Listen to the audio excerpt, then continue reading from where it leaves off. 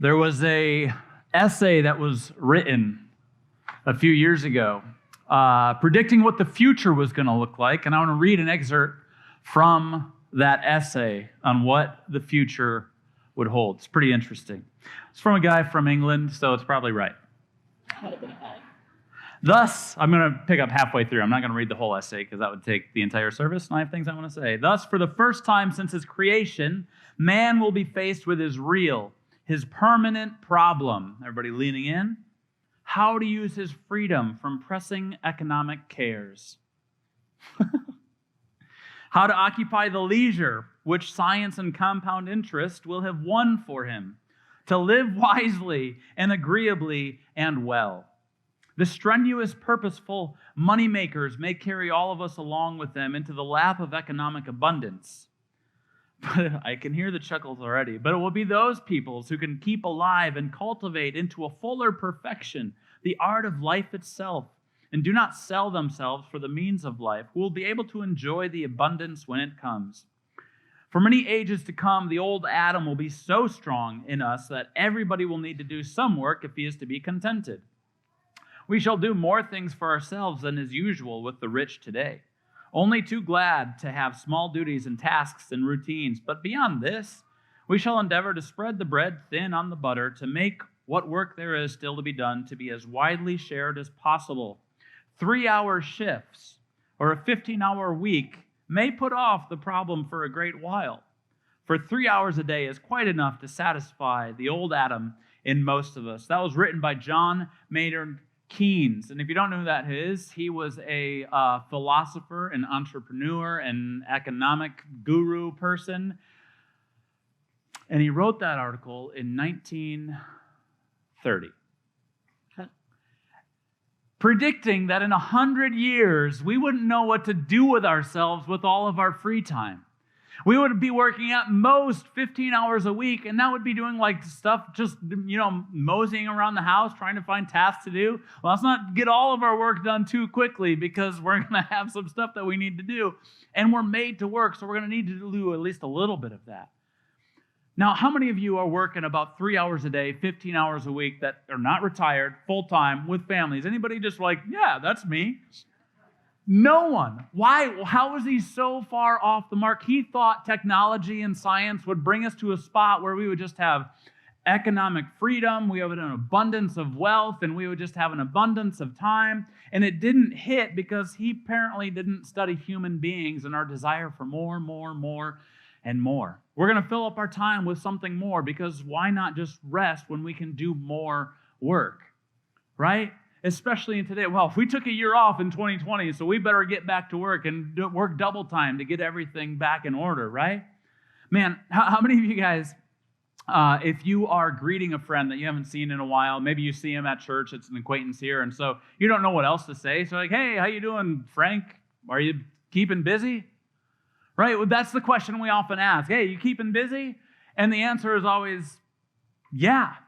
Yeah, I'm keeping. Why do we want to say yes to that? Because keeping busy is a sign that we're important people. And if you're not busy, then you must be doing something wrong. Everybody feel that? Like anybody else, when you get asked that question, like there's a sense of guilt, like, I don't know. Yep, I'm busy. How am I busy? I don't know, but I'm busy, right? Like we're all busy all the time. And if we're not busy, we want to pretend to be busy, so we fill up our calendars with things to make ourselves look important. Busy is now a status symbol, and that's a really bad one. Because that wasn't the way that Jesus intended for us to live as Christians. If you're a follower of Jesus Christ, we should look different. We should look counterculture, and I don't think that that's necessarily happening all the time. We find ourselves sleeping less as Americans and in Western countries as a whole. We sleep about, on average, 6 hours a night. That just makes me tired, right? Like I like to get a good 8 hours, if at all possible. I try to get that every week. Every week? Yeah, 2 hours a night or whatever. I'm not good at math, whatever, hour and 15 minutes. No, 8 hours a night. I try to do that every single night. The average, though, is less than 6 hours. That means that's an average. So that means there's people that are getting a lot less than that, and there's some that are getting a bit more than that. Before the invention of the light bulb, which we all agree is a pretty good thing, right? I mean, we're here, and we can all see each other. Before the invention of the light bulb, people would get 10 to 12 hours of sleep a night. Since then, it's just continually gone down. And some of you are thinking, 10 to 12 hours? That sounds amazing, right? We sleep less. And think about this. Think about the last time you lost it on somebody. It might not be that long ago. It could have been like 45 minutes ago on your way to church, right? Like, because that's always the worst whenever you're trying to get people to go to church and get there on time, and it's just a hassle. I'm so thankful I'm a pastor because I don't have to see that, because I get here earlier than everybody else, than my family, and so like if they're having an issue, I'll find out about it later. But when was the last time you were anxious or upset with someone? Right? Think about that. The last time you lost it on somebody. And think about the state of mind you were in. Were you stressed out? Were you anxious? Were you in a hurry? Were you tired? Were you exhausted? Typically, people who are any of those things, we're going to lose it more on people, right? And when that happens, it's hard to be loving when we're exhausted, isn't it? And here's why this is a problem. Because Jesus commanded us in Scripture that they will know we are followers of Jesus by what? By the way that we love one another. So if we're having a really difficult time loving one another because we're stressed out, anxious, exhausted, tired, hurried, all of those things, then how are people going to know that we're followers of Jesus? See, we're supposed to look different than the world, and oftentimes we don't. And inevitably always leads to something wrong, right? There's a sickness that happens, there's a moral failure, something like there's always that crash that happens, right? You can follow somebody's life and see that they're really anxious, see that they're stressed out, see that they're busy all the time, and you're like, okay, they're about to crash. I don't know what it's going to look like, and I hope there's not a lot of people involved in it, but this person is definitely going to crash. I mean, it's inevitable. My nephew, I've got family visiting with us this week. My parents and my sister-in-law and her two kids, younger kids, are all here. And the youngest one was trying to open up a box of cereal the other day and open up a brand new bag, which is the most difficult thing for a human to do, I think, is just to open a bag of cereal. It's like impossible. It's like they don't want us to eat the cereal, which is counter to what they should probably do. But he's trying to open it up, and he's just like really prying on it. And my daughter's like, hey, I can go get the scissors if you want. She's 11. He's like, no, I got it. Right? And you know what's going to happen. Inevitably, that bag is going to pop open and it's going to go all over the floor. And that's exactly what happened. It's like I could have seen that one happening a mile away, right?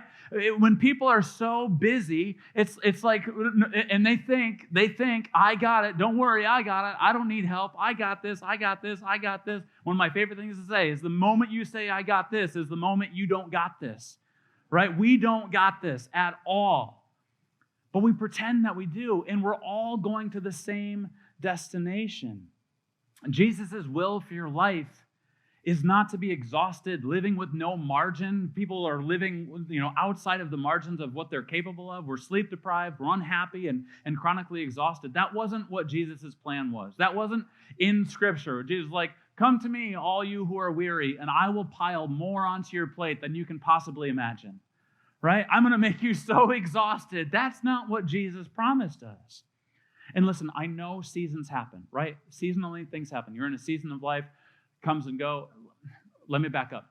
Let me explain seasons to you. Southern California crowd, you might not understand what a season is, right? It's like we moved here a year and a half ago from Michigan, and it's like trying to remember stuff. It's like, well, was it warm? Yep. That doesn't help. So I'm from Michigan, and so we have at least 2 seasons, winter and then a few weeks of summer. And sometimes we'll see the leaves change, and then spring happens for about a week. So we have seasons, and there's a beginning and an end to every single season. It's like clockwork. There's a beginning and an end. And some of us have seasons in our life. We're in it. If you've got young kids, you're in a season of life. If you're just starting a job, you're in a season of life. Seasons happen. The problem is, so many of us say, oh, it's just a little season that I'm going through. And I can ask the question of, okay, when did it start? I'm not sure when it started. All right, well, when is it ending? When is this season going to be done? Yeah, I don't know that either. Then you don't have a season, you have a lifestyle problem. See, seasons have beginnings and ends. Lifestyles, that's just who you are, right? And so many of us are chronically exhausted. We're sleep deprived, we're stressed out, we're anxious, and it's not a season. Seasons happen. Seasons come and go. We've got 4 kids. They're 17 through 11. We know the season is going to end in like 8 or 9 years, right? Like that season. And all of you with parents that have children outside the house, you're like, no, it doesn't end, right? Pastor Chase spoke about parenting last week. If you want to listen to that message, I encourage it, because if you've got bad kids, he will correct them. Maybe.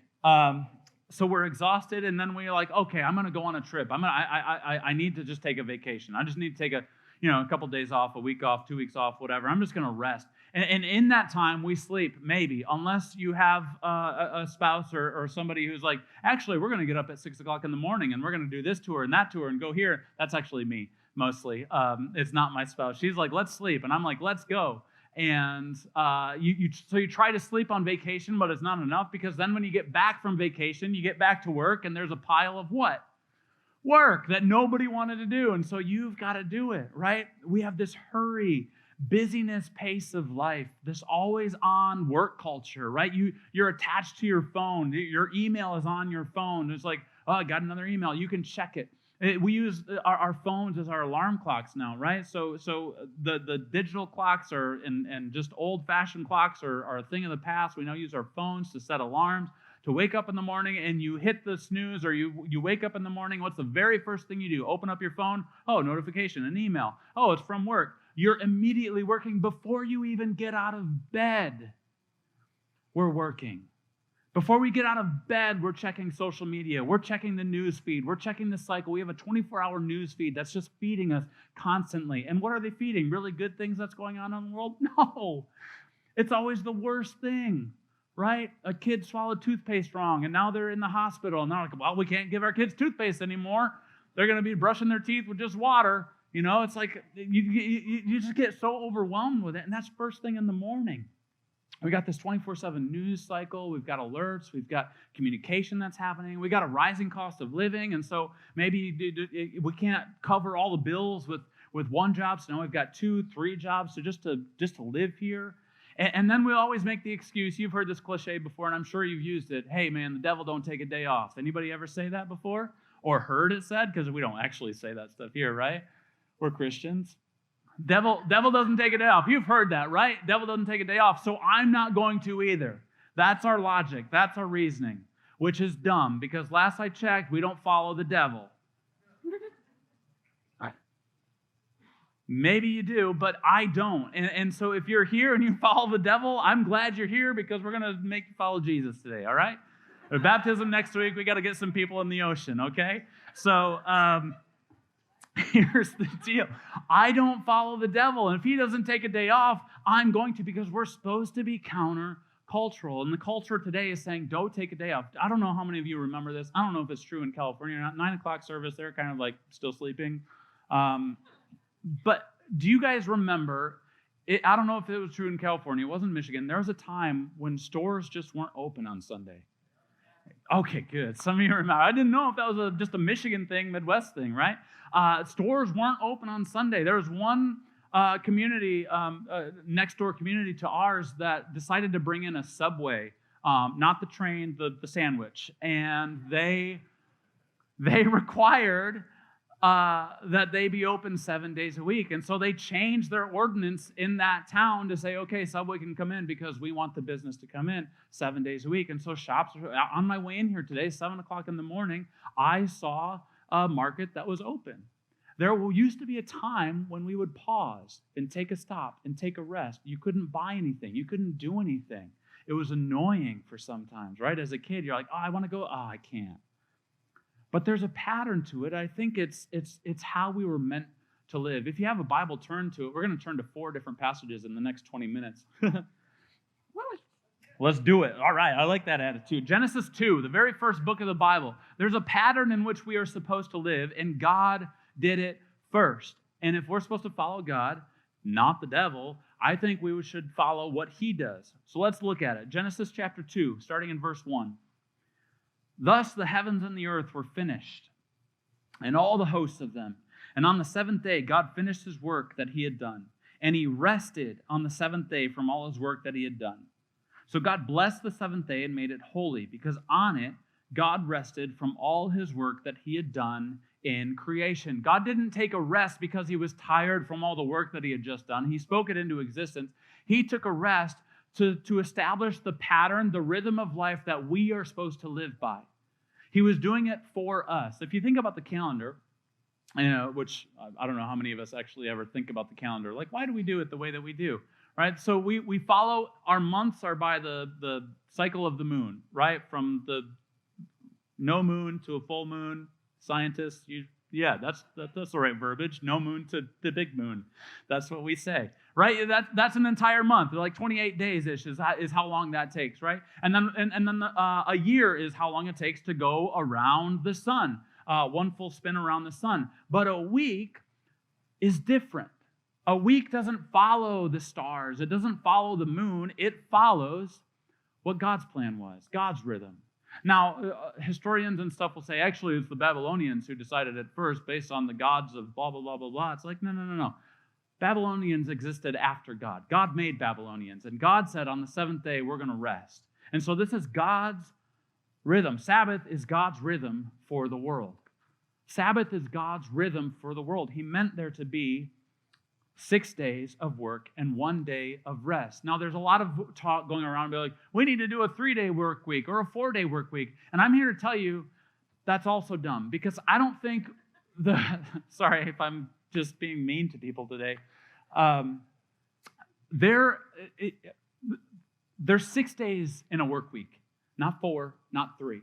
I just don't think we're allotting our time very well. And I'll share why. The statistics are in. I just, hot off the presses, just found them. The average work hours for a person that's working full-time in the United States is 36.4 hours a week. You're like, that can't be. I'm just telling you what the data shows, all right? Now, that doesn't take into account if we're working multiple jobs to make ends meet. That's valid. And now that's an average. That means some people are working less and some people are working a heck of a lot more. Okay, so 36.4 is the average. Okay, so we're not necessarily overworked, but we want to pretend to be busy, so we want to keep doing things to keep looking busy. Here's some other stats for us. For TV watching, do you know how many hours a day the average person watches TV? 2.67 hours a day. Not a week, not a month, 2.67 hours a day. You're like, okay, yeah, but that's probably shaded. There's people that watch way more and people that watch way less. Yes, that's true. If you're over 75, you watch about 4.64 hours a day. So keep on bringing that average up, right? Live your best life, retired people. Let's do it. 35 to 44, which is my category. I know you thought I would be in the 25 to 34, but I'm not. I'm in the 35 to 44. It's 1.97. 1.92 hours a day. That's the average for somebody my age of watching TV every single day. And a lot of it is probably on Sunday when we watch football. But 25 to 34 is 1.97. 45 to 54 is 2.43 hours a day. We have plenty of time. We're just not using it very well. It's like budgeting, right? If you guys follow a budget, or if you don't have a budget financially, you're just going to spend money and worry about it later, right? It's the same way. If you don't manage your time, we're just going to spend it and worry about it later. Social media usage is 2 hours and 24 minutes a day. Now, teenagers really bring that average up. Like they're on, I think it's closer to 5 hours a day, maybe 6 hours a day. But here's another one.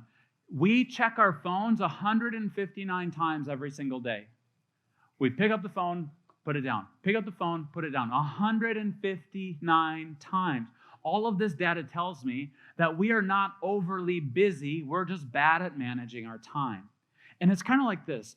It's like if you don't have something to look forward to, you're just going to spend it all and hope that you get some time to do it, right? Like, I don't know if I'm going to be able to watch TV again, so I better do it right now. I don't know if I'm going to be able to do this. I better do it right now, right? But if we schedule these times out, which is what God requires and commands us to do of a Sabbath, we're gonna have that time to do some of those things that we want to do. Now, some of us take our Sabbath and we do the work that we don't get paid to do, right? We're going to do our housework, we're going to do chores, we're going to do this, and that's how we spend our day off. And that wasn't the thing that we were supposed to do either. And now some of you might be like, well, okay, I've got too much going on. I'm really busy. And to that I say, God Sabbath. God Sabbath. If you're like, oh, no, I'm a type A personality. I just don't do well just sitting still. God Sabbath. I just started a business and this family, so we're getting things off the ground. God Sabbath after he built the world. He Sabbath. I've got small kids. I'm not wired that way. I'm a doer. God Sabbath. Sabbath is God's rhythm for our lives. Long before it was a command, it was a gift from God. Long before it was a command, and it was a command. Turn to Exodus chapter 20, verse 8. It says this, if you don't have it ready, because I just told it to you and you're not that fast, it's the next book over. It's also on the screen, though. Verse 8, remember the Sabbath day to keep it holy. 6 days you shall labor and do all your work, but the seventh day is a Sabbath to the Lord your God. On it you shall not do any work, you or your son or your daughter, your male servant or your female servant, or your livestock or the sojourner who is within your gates. For in 6 days the Lord made heaven and earth, the sea and all that is in them, and rested on the seventh day. Therefore the Lord blessed the Sabbath day and made it holy. Sabbath is God's commandment for us. You're like, hold on, though. Jesus came. So doesn't that just wipe all of that out? We'll get to that in a minute. We'll get to your objections. But how many of us brag about breaking all of the other commandments of that God gave? The other 9, right? Oh, man, I coveted so good the other day. What? Yeah, I was looking at my neighbor's car, and I wanted it so bad. I coveted. It was awesome. I don't brag about breaking that covenant or that commandment. Do you? No, I don't brag every time I lie. I told the greatest lie, got away with it too. It was pretty awesome. We don't brag about that. We constantly brag about not taking a Sabbath, though. Well, I haven't stopped working in 30 days. I haven't taken a day off. Wow, you're an idiot. Why are you doing that, right? Like, why do we brag about how busy we are? Because it's a status thing. The commandment was to take a Sabbath, to take a rest. Take a rest. And we have objections to it. I want to go through some of these objections. They're all wrong. And just talk for a few minutes about what these objections are and why they're there. Part of it is because rabbis put in, during this time, an extra 39 categories about just around Sabbath that you had to keep. And then there were subcategories and sub-ideas and all these other laws that you had to follow just to keep a Sabbath because they wanted to keep everybody safe from breaking the Sabbath, from breaking the law, from breaking the Torah. And so they're like, let's just stay as far away from it as possible. If this is the Torah, we're going to put a fence around the Torah and say, don't go any closer to this and this. So there's 39 different categories that they put in. It made it impossible to follow. And that's why Jesus rails so hard against them over and over again in the New Testament, because he's like, you're adding so much onto this that didn't need to be there. That's what he's saying. All in the New Testament, that's what it is. And so our first objection would be like, yeah, but Christians aren't under Mosaic law, right? Well, Christians aren't under Mosaic law, so why do we have to follow that? These things are meant to point to Jesus. You're right. They are meant to point to Jesus. And you're right. We are no longer under Mosaic law. We are under the new covenant, which Jesus gave to us. But we also follow Jesus, right? And and hopefully you can say, yes, that's me. If not, again, we can invite you to get saved and get baptized next week. They were all fulfilled by Jesus, not done away with by Jesus. He says that in Matthew 5. He says, I have not come to abolish or destroy the law, but to fulfill it. And then he goes on to say, if any of you are teaching someone to go lax on these rules, you are not going to be a good dude. It's a paraphrase version, right? It's not going to go well for you if you are telling people to lax on these commandments. So Jesus is saying, I've come to fulfill the law, not to abolish the law. I'm not getting rid of it. And if we follow Jesus, we follow his life. We follow his teaching. We follow his rule of life. Which leads us to objection number 2, that Jesus is our rest now. He's our healing and our salvation. We look at Colossians 2, verses 16 and 17, which says, don't let people judge you for what you eat or drink, or if you follow the new moon, or the rituals, or the feast, or take a Sabbath. Don't let people judge you if you do those things or don't do them, based on your right standing before God, is what Colossians 2, 16 and 17 is saying. Like, don't let people judge you based on those things if you're a follower of Jesus or not. And we can say, hey, Jesus is our rest now. We don't need to have a Sabbath anymore. But again, if we follow Jesus, we would do the things that Jesus did. If you follow Jesus, you call yourself a Christian. Do you know what Christian means?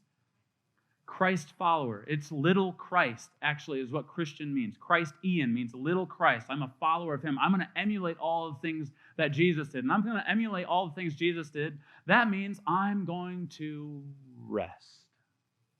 Because Jesus rested.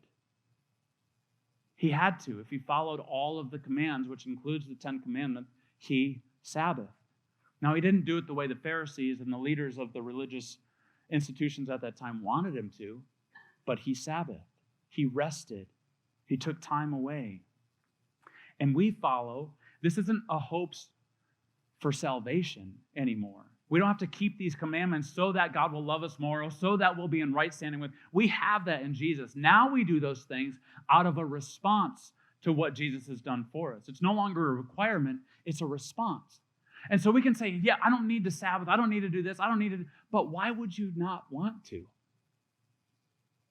Why are we so against it? I was astonished in my research this week how many articles there were from well-intentioned Christians saying, this is why we don't need to Sabbath. It's like, why are we so anti-Sabbath? It's like Christmas every Friday night without the debt and presents and sometimes terrible music, right? And the pressure that it gets put on. Every single Friday night into Saturday, it's like Christmas. You know that, like, where you just are hanging out with family all day and resting, and like you're in your pajamas? Isn't that great? And we look forward to Christmas every single year for that reason. None of the other stuff. If you look at things on TV, every ad on TV is selling you Sabbath. A nice comfy couch, nice pajamas, nice robe, whatever it is. Like, you don't have to buy anything to take a Sabbath. That's the beauty of Sabbath, is you just stop.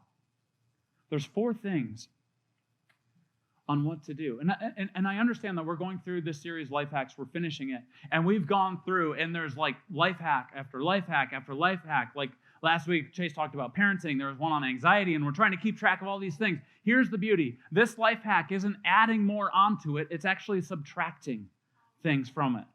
Right? This is taking less. Now, my background is as a audio video lighting. That's what I designed and installed, and I would run sound. And there's a trick to running sound I want to share. And by the way, sound people and tech team always get noticed when things go bad, right? They're like, hey, what was that, right? Never when things go well. So can we just give it up for our tech team for being awesome? Specifically, I just want to shout out to Ian, because he drives from Temecula, and he's here every single, they're all here before anybody else gets here, setting up, making sure things are ready to go. They put in so much time and hours that are just completely unnoticed.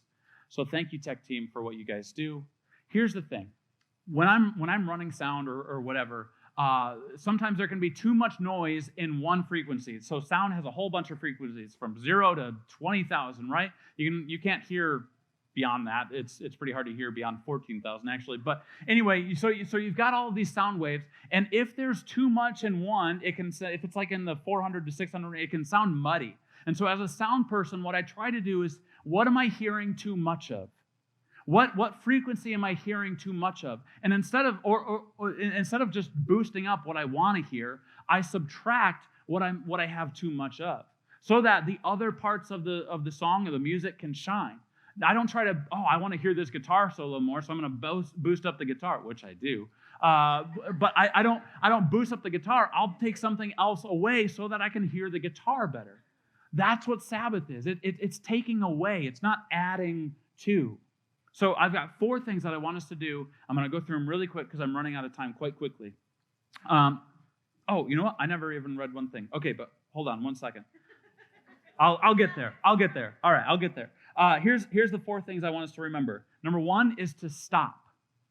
Number 1 is to stop. That word Sabbath comes from the word Shabbat, which literally means to stop. And all 4 of these are a variation of that word Shabbat. So the first one is to stop. Turn off devices. Every single Friday evening at 6 o'clock, my phone goes to silent, so I don't get any notifications. And I try to put it somewhere that I won't see it for the next 24 hours, because if I'm connected to the outside world, I'm worrying about something, I'm thinking about something, I think about work. There's studies that show if you're thinking about a conversation that you need to have with a boss or something like that, if you're the boss and you need to have a conversation with somebody, if you even just think about that conversation, your body doesn't know the difference, and it's like you're actually in the office with them having that conversation. It's the same thing. So if you're thinking about work, you might as well just be there. So I turn everything down. Outside world goes away. I don't need to hear distractions. I don't need to know what's going on in the world. For 24 hours, we stop. We just stop. Second thing is rest. The second thing is rest. So we stop and we rest. We take a glorious nap. You know, you get up in the morning, first thing. I don't set my alarm, but we get up, have coffee or tea if you're weird, and you stop and you rest. And you drink your coffee, and it's like, you know what? I could use another nap. And so at 10 a.m., you go lay back down and you take another nap because it's Sabbath and you can. You just rest. Which leads to the third thing of delight. We always start with a Friday night dinner. Our family comes together, and you can get together with your community and have a wonderful dinner together. We usually do pizza or tacos or something really yummy. Try to have dessert afterwards, like just something that we can indulge in just for one evening, like the best thing that we can have. It's Friday night. You can do it with your community, especially if you have a life group. This would be a great time for your life group just to get together and hang out and celebrate with one another. And if you're like, I don't want to be with my life group, you're in the wrong life group, right? Like you got the wrong one. It shouldn't be work. It should be something that you're excited about. So sign up for a different life group and tell them that you're busy, like the one that you're in right now. Just like, sorry, I got other stuff going on. Say I'm bragging about breaking the commandment. You play games, you do that kind of stuff. This is a time for married people for you to biblically know your spouse, if you know what I mean. No, you don't? Okay. Well, when I was a kid, I didn't know that person, and then they had kids, and I'm like, what in the world? Just knowing the person makes you have kids? I don't understand this, right? Because of and Abraham knew his wife, and she begot whatever. It's like, what? So I just didn't know anybody when I was younger. I was like, I'm too afraid of this, right? Here's that time to delight is doing something like that. And I know there's nothing sexy about scheduling that stuff out, but sometimes that's what you need to do. So let's go to the fourth one. So we stop, we rest, we delight, and the fourth one is worship. All of these things lead into worship. Man, this is a time to remember, to sing, to gather together, to focus on Him and not me. We usually we go to church on Saturday nights at a church, and that's usually the end of our Sabbath is with worship. And so for a lot of you, Sunday morning is the time to start your Sabbath. And so this is a great time. You start it with worship and then do the resting and delighting and whatever else that you want to do for the rest of the day. But just take that time to stop. And here's why. Deuteronomy 5, verse 12. I'm going to read this real quick. Observe the Sabbath day to keep it holy as the Lord your God commanded you. 6 days you shall labor and do all your work. But the seventh day is a Sabbath to the Lord your God. On it you shall not do any work, you or your son or your daughter or your male servant or your female servant or your ox or your donkey or any of your livestock or the sojourner who is within your gates, that your male servant and your female servant may rest as well as you. And you're hearing this and you're like, that's exactly, why are you reading this again? That was the exact same one that was in Exodus. Here's why it changes in verse 15. You shall remember that you were a slave in the land of Egypt, and the Lord your God brought you out from there with a mighty hand and an outstretched arm. Therefore, the Lord your God commanded you to keep the Sabbath day. So he started by saying, 40 years early, he gave this law to Moses. This was 40 years before in Exodus, he had given the law to Moses, say, remember that the Lord your God rested 6 days and then, or he worked 6 days and then rested one. Remember that. Now here he's saying, hey, remember that you guys were slaves in Egypt and you didn't get a day off. Slaves don't get a day off. You get a day off. Remember your freedom. And some of us can be like, yeah, I'm free. I'm free. And that's our third objection. Oh, I'm free. I don't need a day off because I'm free to do whatever I want. Are you, though? If you can't afford to take a day off, you're a slave to money. If I can't afford to take a day off because I got to go to the office, then I'm a slave to my job. If I can afford to take a day off because it's not on the calendar, then I'm a slave to my calendar. See, we're not as free as we think we are. And here's the rub for us, if we're honest. In Genesis chapter 2, when we read that, it said that God finished the work and then rested. And if we're honest, we don't finish the work, do we? There's always work to be done. And here's where the final point gets really difficult. And this is probably why we don't. Sabbath is putting trust in God to practice. Sabbath is putting trust in God to practice. I say that I trust him. I say that I'm going to trust God with all my heart, soul, mind, and I want to follow Jesus with everything that I have, but I don't trust him to take a day to relax. I don't know what's going to happen with this relationship. If I turn my phone off and they can't get a hold of me, what's going to happen? I don't know. God's Sabbath, and he's in control, and he's in charge, and I can trust him. But if I don't, and I don't make that much money, then I'm going to get behind and this and this. But God, he's the owner of 1,000 cattle on a hill or whatever. You know that verse. If you don't, look it up by that quick little butchering. God's got it under control. And maybe the things we think we need, we don't actually need. And what we are trying to go for that extra day of work is just what we want. God rested. Sabbath is putting trust in God to practice.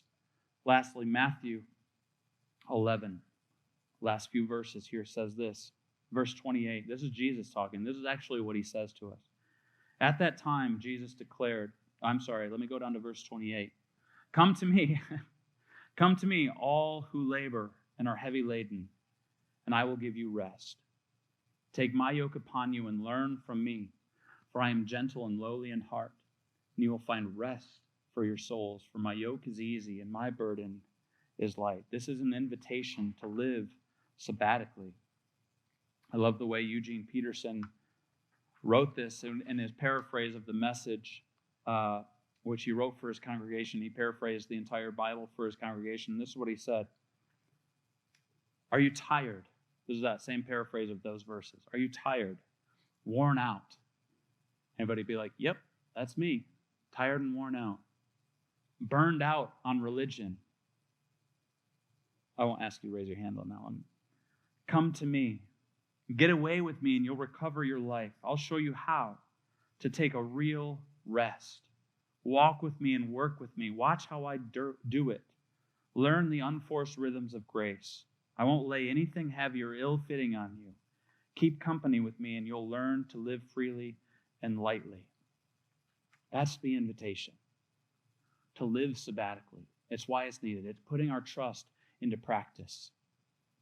John Maynard Keynes, who wrote that essay in 1930, died at the age of 62, shortly after World War II. He was trying to put everything back together economically, and it collapsed from a heart attack. Some say because he overwork is what killed him. Conversely, there's a study done recently on Seventh-day Adventists. There's a whole community of them living up in California somewhere. And like thousands of them together. And they did a study on them, and they found that they lived 10 years longer than the average American. The average American lifespan is 78 years. The average for them was 88 years. And one of the most important tenets of being a Seventh-day Adventist is taking that Sabbath day every single day. And somebody did the math. It wasn't me. And if you took all the days that they Sabbath, for the average American lifespan of 78 years, you would come out one day every week. You would come out to 10 years.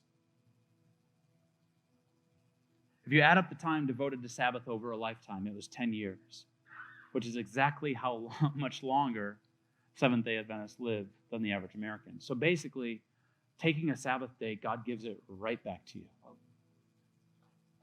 Just by taking that rest.